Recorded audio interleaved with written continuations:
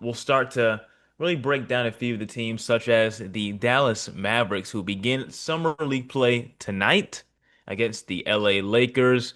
That's going to open up summer league for the NBA, and it's already a quick turnaround after the draft. And Cooper Flagg, who is now a Dallas Maverick, will be the highlight player, the number one overall pick for the Dallas Mavericks. Um, Also, Ryan Nembhard, a key highlight player from the Dallas Mavericks, who was undrafted, who got signed. If you remember Andrew Nembhard, of course, that's his little brother. Still played at Gonzaga, similar to Andrew, but Andrew Nembhard led the NCAA in assists a game at 9.8. I'm looking forward to seeing these two. So, from your standpoint, TJ, what can we expect from Cooper Flagg in this very first Summer League game?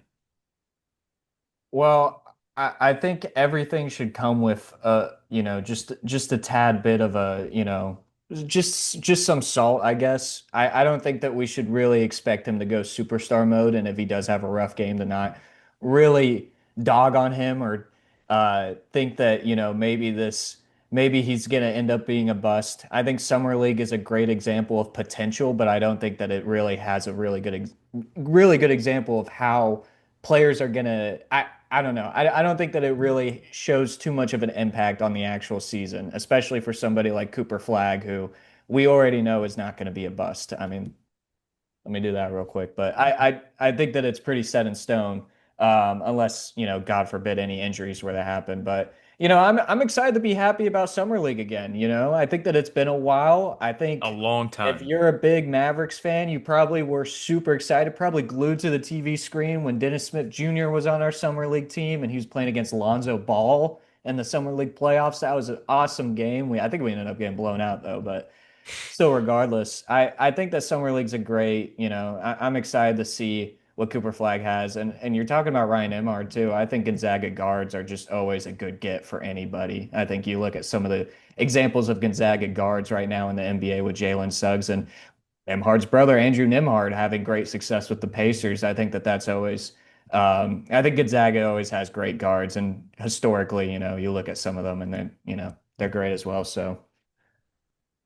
And that's such a great point you made about not having a lot of hype for Summer League in this past few years. I really can't remember any time past Luca in Brunson's draft that I felt some hype for Summer League, but I feel like that was probably the last time I was glued to my screen watching NBA Summer League. Well, right before If we you, got competitive. Dude, it was crazy how many games I was watching. I was watching the very first debut that he had, and because I don't think he played in summer league. He started his actual play in preseason or the Coming fresh exhibition off the games. EuroLeague championship, yeah, Yeah, so we he were was tight. watching Brunson in summer league, so that was really cool. And being hyped for this Cooper Flag acquisition, you can really hardly hype it up enough because we still are just in disbelief that the Dallas Mavericks got him. And after Nico Harrison's trade of Luka Doncic, I still can't believe it personally. But for Cooper Flag, I expect a lot of aggression. I don't want there to be a lot of pressure on him, and I'll ask that for a second question just after this statement. But I don't think there'll be a lot of pressure on him on this game one. If people want to be tough on him, they can. That's the pressure that comes with being a number one overall pick. But this should be a loose game. It's going to be a sold out crowd, but I expect this game to be very loose. And going against this Lakers squad, where obviously there's some history, trade history between these two franchises, I look forward to seeing this game and how Cooper Flag comes out in the beginning of the game, how many shots he takes in the first quarter. I expect his defense to be great, like not even negotiable. Just offensively, what will he do? You think I they'll put him think on Bronny? Sorry to interrupt, but you think you'll put him on Bronny? I don't think so. I don't think so. If they put, he can guard the perimeter, but he's probably not going to guard, a 6 foot Ronnie. I doubt it. But it'd be cool to see in the court. But I think Cooper Flag really should have a good game, and I'm not looking forward to him dropping 40 and 20 in some summer league matchup. I just want to see how he looks on the floor in a Mavs jersey and how aggressive he'll be against younger competition, similar competition. But I'll ask you for a second question then. What is the pressure on Cooper Flag in this upcoming season?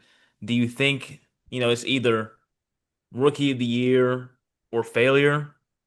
Is it he has to be in the all rookie team, first team, or failure? How do you think you should judge Cooper Flagg's debut season in the NBA?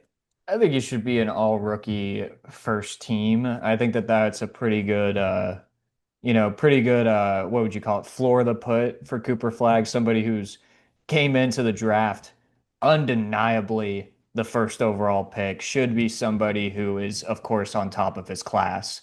Um, I don't know if I would call it a failure. Maybe I'm just not a rough guy. I don't know if I would really say if he doesn't make that, if it's a huge failure. It really depends on, I guess just external factors with the Mavericks, what's going on with the team. Are there, is he getting enough help? Which is kind of funny to think about, the rookie getting help, but he is really going to be the star of the show if Anthony Davis can't keep himself on the court, which is very possible. We've seen that before.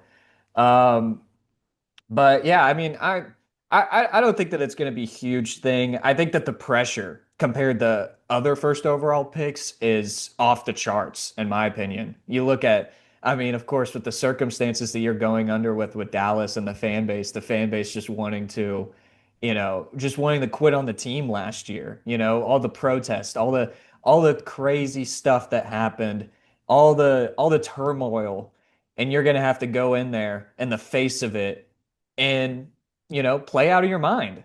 You got to go hoop. And if you don't go hoop, people are going to be comparing. And he's going to get career comparisons to Luca now, whether he likes it or not. And so, whether he goes out there and plays, I don't know. Maybe let me just backtrack a little bit. He will be compared to Luca throughout his entire career, but his failure, I don't think should be marked by accolades. I think it should be marked by just how he reacts with the team. It's 1 year, hopefully we get more than 6 or 7 years from him like we did with Luca. But I mean, 1 year isn't, no time to panic just for 1 year.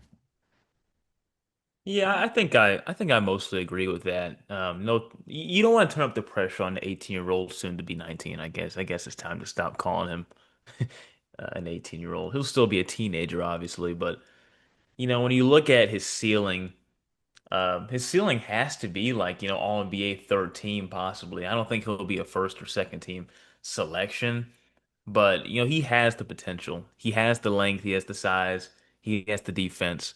And when you look at him in this roster, he's going to be an immediate impact. And it's going to be awesome to see his impact day one, adding a lot of length on the perimeter for the defense. This is what Nico wants. We've been talking about this the past 2 weeks. He's getting his dream. We shouldn't complain anymore, I guess. I know it still hurts a little bit talking about Luka Doncic being gone, but what a wild 3 months that was from the Luka Doncic trade to the lottery and then to him getting selected in the draft because those protests, I remember them like yesterday, dude, and now it's just like you can hear the F Nico chants, but people are starting to kind of move on in a way. Even if it works out, I hope he gets asked that question about the Luka trade till his deathbed. I'm going to be completely real. I think he needs to be questioned and investigated over that trade Whew. for as long as time, I think. That is, again, At least you got Anthony Davis, but like that return still doesn't make any sense. no, Just it Anthony doesn't. Davis. It's just wild. And again, even with the returns that some of these players are getting, Desmond Bain, Mikal Bridges, Rudy Gobert in recent years, we don't need to backtrack all the way to February for the Luka trade, but again, it is just so bad. I just want to, I don't think that Mavericks fans should really forgive Nico, even that we got Cooper Flag. It's not his, not his doing. I guess it is his doing that we ended up going to the first overall pick, but you know, it's Would you not the luck say, from him. It's yeah, not the fortune favors the bold type thing that he thinks it is. It's just he got outright lucky, he saved his job, and now unfortunately we're gonna have to keep him for the next 3 to 4 years because we know he won't stay 10 years. He's already said that. he could be gone. I He could be could gone be in two, 3 years, he he says. could be in a grave in 10 years. That's what he said. I mean, could you say, you were talking last week about how this team and how you may not be sold in them being the best team in Texas. How about comparing them to the Lakers starting lineup? Or how about, the Lakers roster in general? Do you think this is a better lineup since the Luka trade? Now settling in the month of July, is this a better lineup because the Lakers just acquired DeAndre Ayton? Of course, Austin Reeves is still there, LeBron's still there, Rui Hachimura is still there. but they've made some interesting moves in the month of June. Do you think this lineup healthy in the second half of the season is better than the Lakers, or do you think the Lakers have the edge? I mean, I really, to be honest, the Lakers' depth looks awful right now. And you look at the Mavericks' depth, and it's a deep team. Now, it's really going to depend on, again, staying healthy and if the playmaking's good. You know, if you don't have any playmaking, but you have a deep roster, it's not going to look. I mean, you really don't have a deep roster if you don't have any playmaking, to be honest. So we got to really look at that. No Kyrie for basically the entire year, it looks like. D'Angelo Russell being the starting point guard. He's a great playmaker. He is great at getting players the ball, getting his star players the ball. He did great with Anthony Davis. I think he'll do great with Anthony Davis again. Um, but I don't know. It's just so hard to put it because I think that Luca, again, he clears anybody on the Mavericks roster. And that's no doubt. So, I mean, you take the better player, you take the better team. Because, I mean, you look at the Mavericks squads from years past, and the Mavericks very likely weren't the better team with a lot of these matchups, especially like the Phoenix Suns a few years ago. And they were still able to pull it out because they had the best player on the court and they're going to have the best player on the court against the Mavericks again. So I don't know. It's hard for me to be confident, but I do think that the Mavericks are in a better spot. That's what I'll say. Sure. And who knows, maybe LeBron won't even be a Laker by the end of July. I mean, there's some rumors that he might not even be staying here with a little bit of friction with their front office, possibly not taking winning seriously enough, but they just got him DeAndre Ayton. We'll see how this turns out for LeBron and his Lakers as he's heading into his year.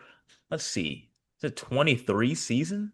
Year 22? Something like that? 23, 22. Yeah, 23. It's kind of crazy, man. This It's got to guy's be been, pretty crazy just before we move on or if anything. I do think that it's pretty crazy to think that 2022, the Phoenix Suns were on top of the West, and oh obviously they man, traded that entire young core away that they had. But you look at the main core, main young core that they had there, with Cameron Johnson, Mikal Bridges, and DeAndre Ayton. Just 3 seasons later, all three of them are on their second different team. Pretty crazy. Pretty crazy to think about. rough management, very rough. That team looked unbeatable in that 2023 season or 2022 Well, season, it those seemed first two like. games against them, it looked like they were just Dude, going to they walk us couldn't over. miss. They were one of the more efficient teams offensively that we've seen in this decade. And they were almost unbeatable in the clutch in the regular season. When it was the last 5 minutes, it was either D-Book or CP3 taking over mid-range, and there was hardly anything you could do to stop it. And seeing how this team has gone, and by the way, Devin Booker just got a 2-year, $145 million extension. So that's kind of big for them. But Yep, just seeing how saw that this too. team has gone since they got bounced by the Mavericks in Game 7 in Phoenix, it's just been very disappointing for Phoenix, and can't imagine being a fan of them right now. But Mavs fans are up right now. I'll just say that. Oh, oh, Couldn't oh, couldn't couldn't be us. Couldn't be us. oh no, yeah, yeah. Yeah.